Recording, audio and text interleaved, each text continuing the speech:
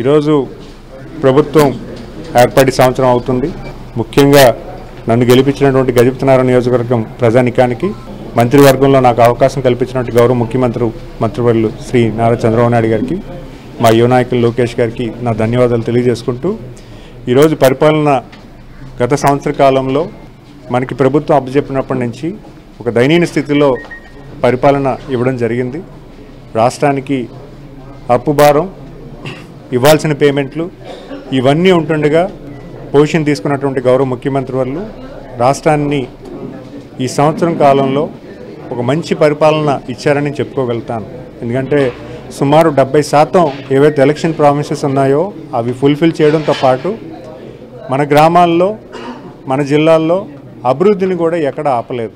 గడిచిన 5 సంవత్సరాల గత పరిపాలనలో అభివృద్ధిని పూర్తిగా కనుమరుగు చేసి చాలా దయనీయ స్థితిలో గ్రామాలు, పట్టణాలు తయారవుతాయి.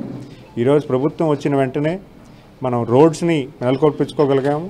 ఏవైతే పెండింగ్ చిన్న చిన్న ప్రాజెక్ట్స్ ఉన్నాయో అవి కూడా ఫుల్ఫిల్ చేసుకోగలిగాము. డ్రింకింగ్ వాటర్ని కూడా పెద్ద ఎత్తున ఈరోజు ప్లాన్ చేసుకొని ముందుకు వెళ్తున్నాం.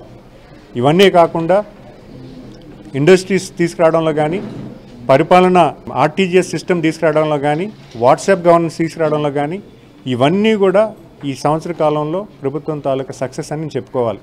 ప్రతి నియోజకవర్గంలో ఎంఎస్ఎంఈ పార్క్ రావడం కూడా ఈ రాష్ట్ర ప్రభుత్వం తాలూకా విజయం కూడా, గడిచిన సంవత్సరంలో ఉన్నటువంటి విజయం కూడా నేను చెప్పుకోవాలి.